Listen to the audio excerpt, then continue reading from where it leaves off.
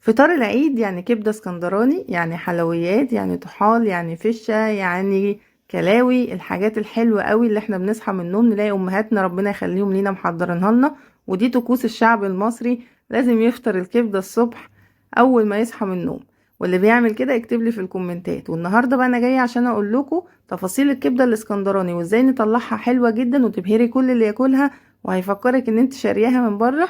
وقبل اي حاجة ما تنسيش تدعميني بلايك وشير وكومنت حلو كده زيك. ويلا بينا نشوف الطريقة على طول. اول حاجة هنجيب الكبة بتاعتنا او هنجيب الهون، يعني مش متوفر عندك كبة هاتي الهون عادي خالص. هنحط راس توم كبيرة كده، وهنحط نص قرن فلفل اخضر حامي لو انتوا بتحبوا الحاجة سبايسي، ونص قرن فلفل احمر حامي برضو يعني سبايسي. لكن لو متحبوش الحاجة سبايسي وفي اطفال ممكن تستغنوا عنها وتحطوا قرن فلفل اخضر عادي خالص بارد. ربع كوباية من الخل، وهنحط عصرة ليمونة كاملة. نحط ليمونة كاملة لأن الكبدة بتحب الليمون والخل على فكرة. هنحط كمان معلقة من الكمون، التوابل بتاعتنا بقى كمون. وهنحط معاها كزبرة، معلقة صغيرة من الكزبرة، ومعلقة صغيرة من السبع بهارات. تمام. هننزل بقى بالهاند بلندر كده عليهم، يعني نغطيها ونبدأ ان احنا يعني نطحنهم كويس. محطناش ملح على فكرة، لو تاخدوا بالكم احنا لسه ما حطيناش الملح. هنبدأ ان احنا نطحنها كويس، هنطحن كل الكلام الحلو ده مع بعضه. دي تتبيلة خطيرة للكبدة، هطلعها لك في حتة تانية خالص، وهطلعها لك زي المحلات واحسن كمان. التتبيلة دي بقى هناخد منها معلقة هنركنها على جنب، يعني مش هنحطها مع الكبدة، هنركنها على جنب كده عشان هنحتاجها كمان شوية. هنجيب بقى نص كبدة، هنقطعها رفيع. ممكن تجيب القطعية كاملة على بعض وتدخليها الفريزر وتطلعيها تقطعيها رفيع عشان تبقى سهلة عليكي في التقطيع، او بتخلي الجزار يقطعها لك زي ما انت شايفة كده. قولي له عايزة اقطعها كبدة اسكندراني رفيعة. هننزل بالتتبيلة اللي احنا عملناها اهو، هننزل بيها كلها طبعا. وسيبنا طبعا معلقة على جنب، انا قلت لكم ان احنا هنسيب معلقة على جنب. هنبدأ ندعكها كلها في الكبدة عشان اتأكد ان الكبدة خدت من كل التتبيلة دي. كده خلاص، يعني دعكتها كلها وتأكدت ان كل الكبدة دخل فيها التتبيلة. طاسة بقى على النار، ودي تركة مهمة جدا. هنزل ب3 معالق من الزيت، 3 معالق كبار. تمام. لازم الزيت يسخن جدا، ان انا احط بقى معلقة التوابل اللي احنا حطيناها على جنب، اللي هي الثوم بقى والتتبيلة اللي احنا حطيناها على الجنب، خدنا منها معلقة اهي عشان نحطها دلوقتي. هناخد بس تشويحة كده للثوم ان هو يطلع ريحته، ما بحمرهوش انا بس بطلع ريحته. وبعد كده هنزل الكبدة عليه. لازم طبعا الكبدة تنزل والزيت سخن جدا، اللي هو تسمعي الطشة بتاعتها، ما ينفعش الزيت يكون بارد. وانا هنا بقى ضد الشيفات، لان بشوف شيفات كبيرة على فكرة يقولولك ايه بقى، يقولك لازم تحط زيت كتير لان الكبدة بتاخد زيت كتير، بتستوي في الزيت. وانا طبعا ضد الكلام ده خالص. طب انا ليه ازود زيت كتير واتعب نفسي؟ طبعا الموضوع بيبقى صعب جدا. لا، هما 3 معالق على نص كيلو حلو قوي.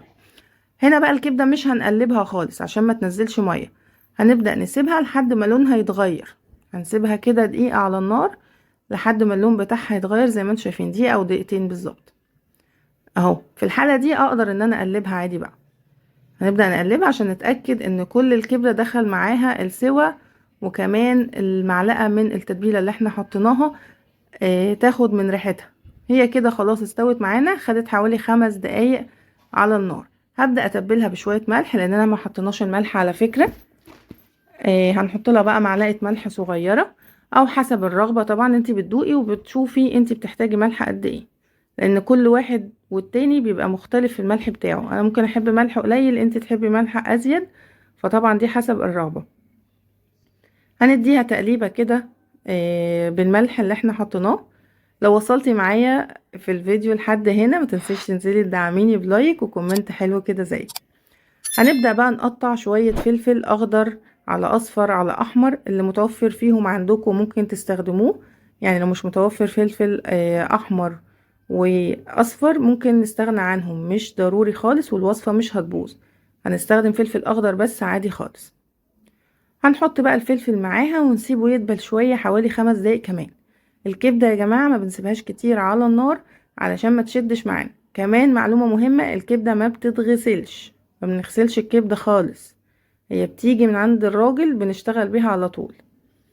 تمام، احنا كده هنديها تقليبة كمان كده، و5 دقايق بالظبط هتكون الكبدة جاهزة معاكي. يبقى هي خدت 5 دقايق قبل ما نحط الفلفل بتاعنا، وخدت 5 دقايق كمان بعد ما حطينا الفلفل معاها. خلاص هي كده دخلت في السوا، الفلفل خلاص دبل وخد من طعم الكبدة بتاعتنا، وبقت في منتهى الجمال. انا مش قادرة اقول لكم على الريحة اصلا عاملة ازاي. كان نفسي يعني لو بيخترعوا حاجة جديدة، الذكاء الاصطناعي يخترع لنا حاجة جديدة ان انتوا تشموا الريحة. بجد الريحة خطيرة.